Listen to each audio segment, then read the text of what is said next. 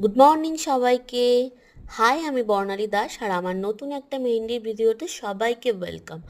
আজ আমি দেখাবো একটি মান্ডালা আর্টের ওপর মেহেন্দি ডিজাইন, যেটা প্রথমে একটা ছোট্ট সার্কেল করে নিতে হবে আর তার মধ্যে ছোট্ট ছোট্ট কিছু ফুল করে নিতে হবে। তারপর যে অংশগুলো ফাঁকা আছে সেটা ভরাট করে দিতে হবে মেহেন্দি দিয়ে, এবং তারপর চারিপাশটা আবার রাউন্ড রাউন্ড করে দিতে হবে। আর ভীষণ আস্তে আস্তে কাজ করতে হবে।